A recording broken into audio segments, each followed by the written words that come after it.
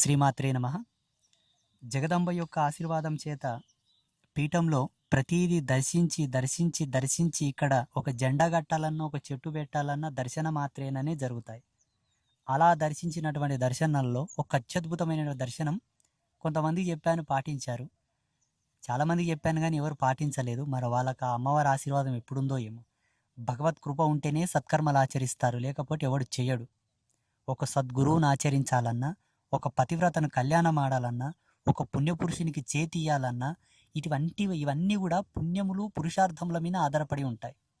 వీటిలో భాగంగా అమ్మవారు చెప్పినటువంటి గొప్ప చక్రవర్తిత్వ సమన్వితమైనటువంటి ధర్మాన్ని సిద్ధింపజేసుకోవాలంటే ఏం చేయాలన్నది ప్రశ్న. ఏం చక్రవర్తి? సంసారంలో చక్రవర్తి, రాజకీయంగా చక్రవర్తి, సన్యాసంలో చక్రవర్తి, శిశరికంలో చక్రవర్తిత్వం రావాలన్నా ఒక 5 సూత్రములు అమ్మవారు చెప్పినది. వాటిని పంచమహర్దానములు అంటారు. పంచమహర్దానాలు: మొట్టమొదటిగా అన్నదానం చేయాలి, రెండవది గోదానం చేయాలి, మూడవది భూదానం చేయాలి, నాలుగవది సువర్ణదానం చేయాలి అంటే బంగారు, ఐదవది ఛత్రదానం అంటే అంబ్రెల్లా గొడుగు. ఈ పంచమహర్దానాలు ఏకకాలంలో చేయాలి, అంటే 1 సంవత్సరం లోపే చేసేయాలి వీటిని.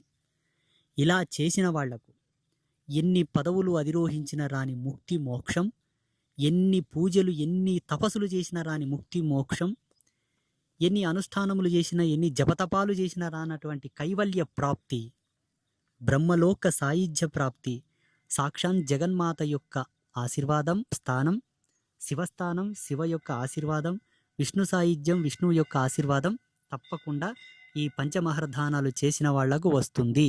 ఇది జగదంబ యొక్క వాక్కు. శుభమస్తు.